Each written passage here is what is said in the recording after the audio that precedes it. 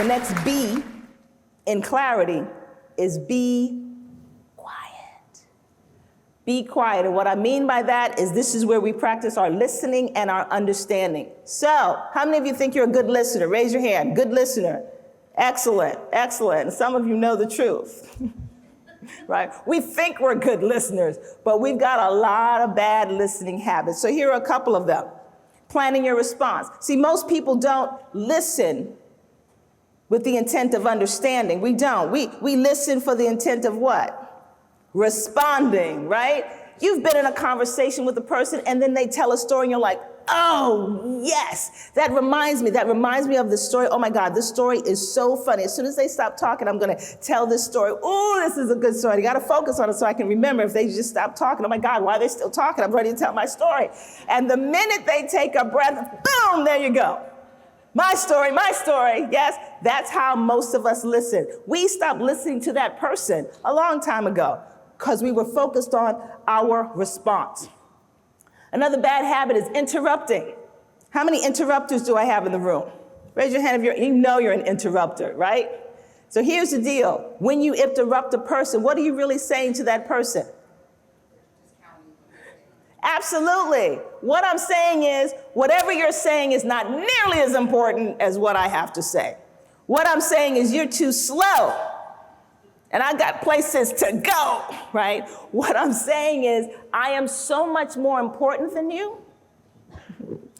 that I get to interrupt you with what I want to talk about. I know you're like, no, Star, that's not what I'm thinking, but that's what it feels like to be interrupted. Interrupting, bad listening habit.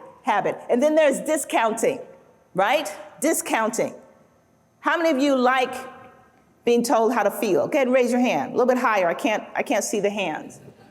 Nobody likes to be told how to feel, and yet we do this to people all the time, right? Someone comes and says, I'm mad, I'm upset. What's the first thing we say trying to soothe them? Don't be mad. Don't be upset. Oh, girl, don't cry about that. That's the first thing we do. Someone comes to us and says, you offended me when you said blah, blah, blah. We're like, no. Don't be offended. I didn't mean it. Going around telling people how to feel. We do it all the time, don't we? We do it to children all the time. They have an experience, they feel something appropriate for the experience, and we tell them, don't feel that way. No wonder they get all confused. Should I be upset about this or not? What is it? So stop discounting people. Let people feel what they feel. You want to support them, you say like, that makes sense. I understand you feel that way. Or you just tell them what you see they're feeling. It seems like you're feeling upset. That's what you do. Don't tell me how to feel. Validate where I am. Does that make sense? So that's that. Being distracted, meaning you're not here, you know, because you're here. Oh no, I'm listening. No, keep going. That's hilarious. How's that feel? Right? And I know some of you are saying, oh, but Star, I'm multitasking. I have the ability to multitask. But you only have 100% attention. That means if you're getting 50% here, you're giving 50% here. 70 and 30, sometimes 45, 35, and 30. Is that 100? Right. That's what you're doing. And let me ask you a question. Have you ever been in a conversation and you know you're only getting 45% attention? You've been there. How's that feel? Does it feel good? It does not feel good. So stop giving people 45% of your attention. Pay attention when someone is talking to you. Sometimes it makes the conversations go so much quicker, right? You got people who come into your cube, they come into your office, and they're like, so, how was your day? What's going on? Oh, did you know that? Right? They're just sitting there talking. And you are like, because you're hoping that they're going to get a hint. Right? I'm just going to keep here. She's going to figure out. No! Do they figure it out? They do not figure it out. You are much better giving them 100% of your attention and saying, hey, I understand that you'd like to talk right now, but I'm in the middle of something. Would you like to make an appointment? You give them that attention, they'll be like, oh no, I'll just see you later. And you can get rid of that situation in an instant, as opposed to you sitting here waiting, hoping they pick up a hint, and you're getting steadily upset, aren't you? Steadily, like, what is wrong with these people? Yeah, it's because I can't read your mind. I need you to tell me what you want. So those are some bad listening habits. What are some better listening habits? Some better listening habits include get rid of the distractions, put the phone down, turn the music off, get to a place where you're quiet so there are less distractions, right? Be aware of your own state of being, whether you are in a good place to listen. As I said, if I haven't eaten, I'm not in a good place to listen. And I know, or if something just happened and I'm thinking about this or I'm distracted, sometimes you got to tell a person, I'm not in a good place to listen. I'm not, right? You need to know your own state, because if you listen or try to listen and you're in a bad place, it's going to filter everything you hear. It's going to filter what comes out of your mouth. So you want to be aware of your own state.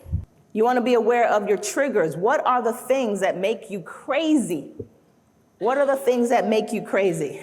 Know what they are so that when they come up, you can dance around them, right? And there are some people who just love pushing your buttons. Anybody experience that? They know exactly where your button, and you try to hide them. But they know, and they're like, ooh, is that a button? And then they like to press that buttons. But if you know what your buttons are, when they press them, you can be like, oh, I see. So you're trying to press my buttons. Yeah, that's not going to work. How cool would that be? So those are some better listening habits. Here's another better listening habit. Stop talking. It's true. The best way to listen is to stop talking so that you can hear what else is going on. The other way for a good listening skill is to set the intention. What is it that you want to happen here? How do you want to show up? Right? Because we have an image of ourselves. Oh, I am very calm, I am collected, and I am determined, and I am straightforward. Is that your intention with this person? Sometimes we don't come with the intention and we end up all over the place. So those are some better listening habits. So another listening habit is to confirm understanding. Confirm understanding. Get it? Good. That's what we've been doing. I'm confirming understanding. You want to make sure that a person understands what you're talking about, right? Because you've had those situations where you think you were clear and they said they got it, but they didn't got it, right? So how do you confirm understanding? Repeat what you just heard. So what I heard you say was, so if I got this right, you're feeling, so you're thinking, so your idea is repeat it back to them, especially if it's a person who is upset. You want to repeat back what they say, because half the time when you repeat it back, they're like, no, that's not, let me take a minute, right? Especially, I love to do that. I teach a conflict resolution class. I'm like, somebody comes to you with vitriol, somebody comes with you with that crap, just repeat what they just said. All the curse words and, right, just repeat it back to them, but in a calm way. They hear that and they're like, no, that's not what I meant to say. I'm like, I didn't think so. But I'm gonna give you a moment, right, to get it together. So you want to repeat what you heard or what you think you heard. So you repeat what you said to get understanding. And then you just ask, is that understanding correct? Did I get it right? Was that it? And after that, you want to ask some follow-up, some clarifying questions. If you don't understand everything that's going on, you need to ask a question or two. So here are some clarifying questions that you might want to ask. You want to ask, so what do you mean by that? A lot of times when I teach classes on respect in the workplace, and I ask what people want. Everybody wants respect. Everybody wants respect. And I often ask, what do you mean by that? What do you mean by respect? Well, when people talk, they should talk in a way that is respectful. All right, so what do you mean by that? I just mean that people should have respect for each other. Got it. What do you mean by that? A lot of times people are using words and they don't even know what the words mean to them, and yet they expect you to understand. So you need to ask, what do you mean by that? How are you using that word? Could you give me an example of how that would work? Tell me what you mean. To explain to me why you feel that way? What's going on with you? What are your concerns? All right. Someone has an idea, you're not quite sure it's going to work out. Ask the question, how would that work? And you might ask the question, help me understand why you feel that way in a situation. Because sometimes you have a conversation, a person is reacting in a way that you're like, what is wrong with you? That is not a good question to ask. That's going to cause some problems. So instead of asking that question, you might ask, help me understand why you feel that way, crazy person. Help me understand why you are losing your mind over something that makes no sense. You're not going to say that part, of course, but you are going to say, help me understand. All right, so that's how we make sure we understand, we're getting clarity. How do we make sure that other people understand what we're talking about? How do we do that? We ask. Yes, we ask. We can ask this question, do you understand? What's the answer? Do you understand? The answer is always yes, even if you don't understand.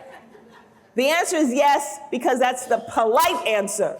What are you going to say? Man, I wasn't listening. I was totally we're going to say, I understand. So instead of asking the question, do you understand? I'd rather you ask the question, tell me what you understand. Does that make sense? Tell me what you understand about the situation. Tell me what you understand about what I'm going to do. And people might say, what, you think I don't understand? And you're going to take it yourself. You're going to say, no, it's not you, it's me. Sometimes I'm not as clear as I want to be. So just tell me what you understand about what I say. You can get that together. When they tell you back something that was not what you said, well, you can make an adjustment, right? I remember being in counseling with my husband many years ago. And the counselor said, okay, Star, I need you to tell Mark how you feel, right? And then Mark, you're going to listen and you're going to repeat back.